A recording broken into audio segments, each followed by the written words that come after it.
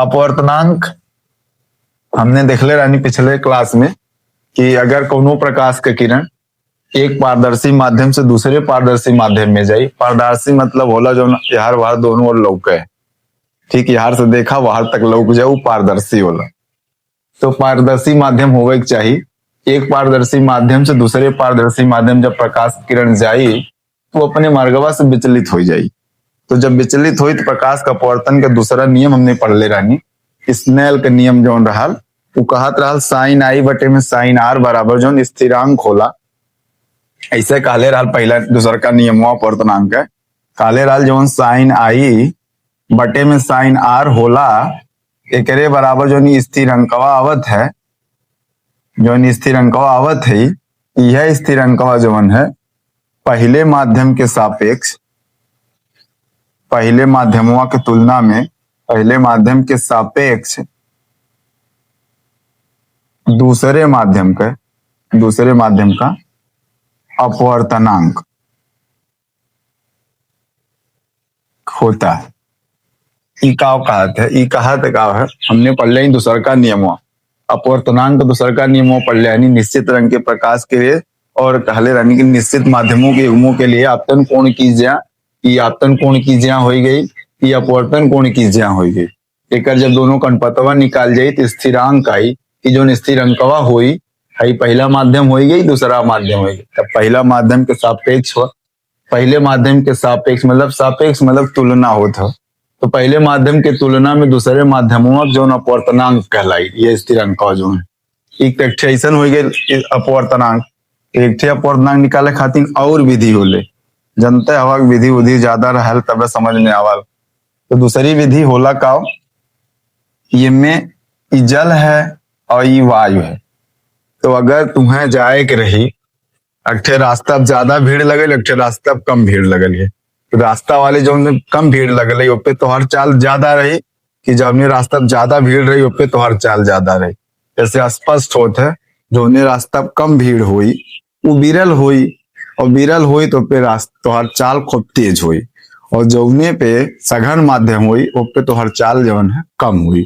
तो एक मतलब का भैल, जल में चाल प्रकाश के कम रहल और वायु में जब प्रकाश के चाल ज्यादा हो गए तो चलिया में परिवर्तन हो गए, और जब चलिया में परिवर्तन हो गए तो अपने रास्तवा पर से का हो जाये, विचलित हो जाये, मतलब अपने रास्तवा पर से हटके कहीं और से चले लगी। तो जितना अपने रास्तवा पर से हटल रही वो पहले माध्यम के सापेक्ष होकर वो रही अपवर्तनांक रही। ये तो समझ में आई गया।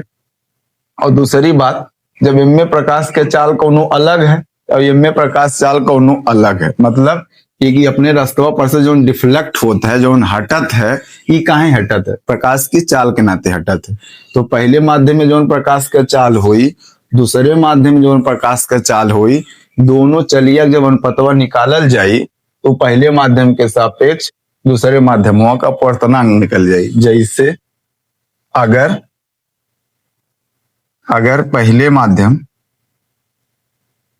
पहले माध्यम में प्रकाश की चाल V1 है, अगर पहले माध्यमों में प्रकाश के चाल अगर V1 है और दूसरे माध्यमों में प्रकाश की चाल जवन है अगर V2 है, तब हमने क्या निकाल जाए, दोनों का अनुपात जब निकालल जाए तो पहले माध्यम के सापेक्ष दूसरे माध्यम का अपवर्तनांक निकल जाए। मतलब पहले माध्यम के सापेक्ष जो अपवर्तनांकवा हुई वो पहले माध्यम में प्रकाश की चाल हुई और दूसरे माध्यम प्रकाश चाल, माने अगर ये माध्यमों में प्रकाश चाल V1 है और में प्रकाश चाल V2 है तो V1 बटे जब V2 हमने कहल जाए कि पहले माध्यम के सापेक्ष दूसरे माध्यम का अपवर्तनांक निकल के आ जाए। और अगर यह बदला के रही, दूसरे माध्यम के सापेक्ष पहले माध्यम का अपवर्तनांक करे के रही कि बदल जाए, नीचे वाला ऊपर चल जाए, ऊपर वाला नीचे आ जाए, मतलब V2 बटे हो जाए V1 हो जाए। ये रहल तोहार अपवर्तनांक निकाले खातिर।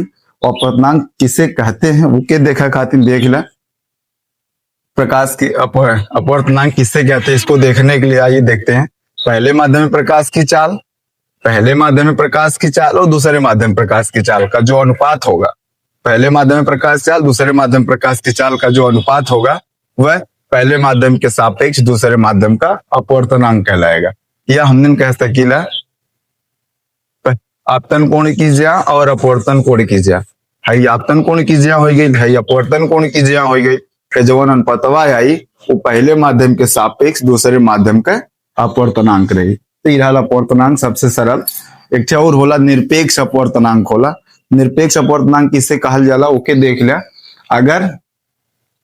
अगर ये हो गया निर्वात हो गया, निर्वात हो गया और एक मान लिया जल हो गया, ठीक। तो निर्वात के सापेक्ष जल के जो अपवर्तनांक निकली, मतलब अगर पहला माध्यम मान लिया हमने निर्वात हो गया और दूसरा माध्यम हमने हो गया जल हो गया, तो जल के जो अपवर्तनांक निकलत है, ये जल के जो अपवर्तनांक निकलत है ये कौने के सापेक्ष निकलत है, निर्वात के सापेक्ष निकलत है। तो निर्वात के सापेक्ष अगर किसी माध्यम का अपवर्तनांक निकलता है उस हम अपवर्तनांक को निरपेक्ष अपवर्तनांक कहते हैं। निरपेक्ष अपवर्तनांक कहते हैं।